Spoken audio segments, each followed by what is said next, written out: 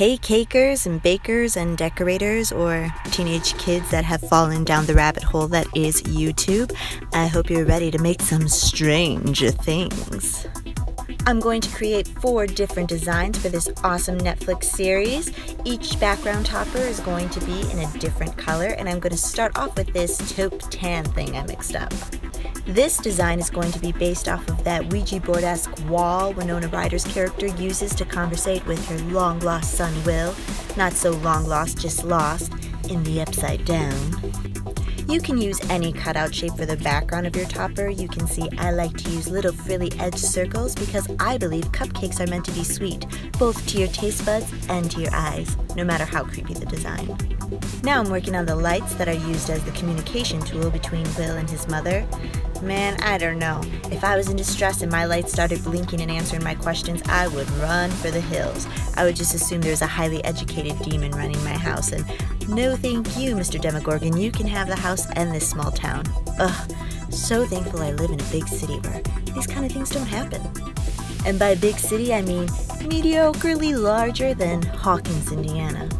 To paint the creepy alphabet onto the base of the wall, I'm using black edible ink gels from Wilton, using fondant for everything else, and light strokes of water to paste things into place. Now working on these little colorful balls of fondant to be Christmas lights.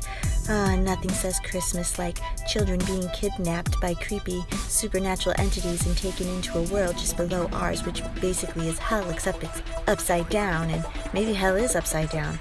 Or, Okay, got a little off track there. I'm no fan theorist, so don't listen to anything I say. There's other YouTube channels for that.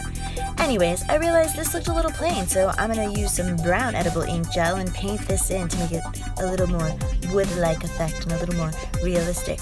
Now on to the Demogorgon. I decided on a dark navy for the background, and I'm going to use a 5-petal cutout for the Demogorgon's face. I trimmed off the rounded edges for a pointier effect, and I'm going to layer on some red to make it kind of look like a Venus flytrap or like a orchid flytrap or Audrey 2 from Little Shop of Horrors, minus all that jazzy song and dance. Even though it's kind of the same theory because they're both man-eaters. Feed me.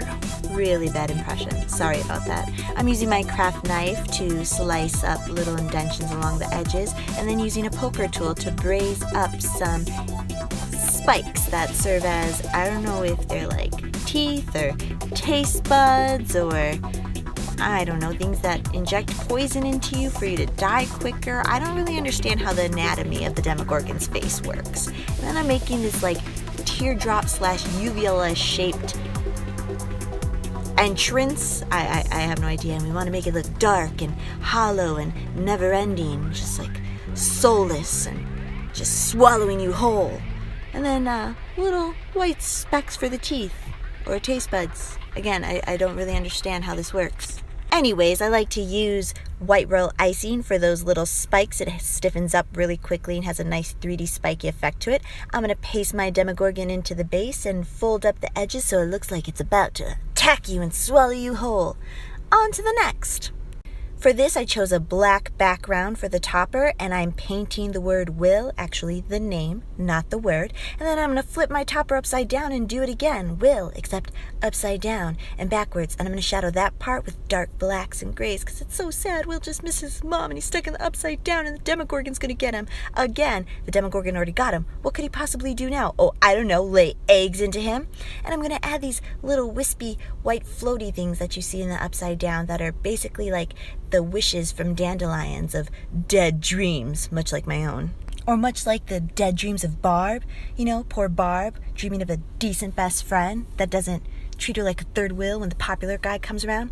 Anyways, let's get into my really artistic phase here, guys. My hand sketching of a little character, a little girl that gets mistaken for a boy and often has aneurysms and bleeds from her nose and gets veiny bloodshot eyes because she's freaking crazy but like awesome. She's basically like an X-Men. Yes, the one, the only, 11. I sketched L onto my fondant base with an edible ink marker, and now I'm going to give it a watercolor-esque style by heavily diluting some edible ink gels. Of course, she is nothing without her denim jacket and buzz cut. And even though my artistic skills aren't like top notch, I feel like you still get the gist of who she is. I just gotta add a bloody nose and voila, it's that crazy girl. Crazy creepy, that is. And even though she's got a buzz cut, I'm going to rock out some blush on her cheeks and little eyelashes, because after all, she's still a cute little girl who Mike falls in love with and shares his first kiss with. After the toppers have dried out for a little while, pop them onto some cupcakes and voila! Take a bite out of it before the Demogorgon bites you. Thanks for joining me in the art of sugar, you guys. Until next time, stay cool and weird and all that jazz. Peace out.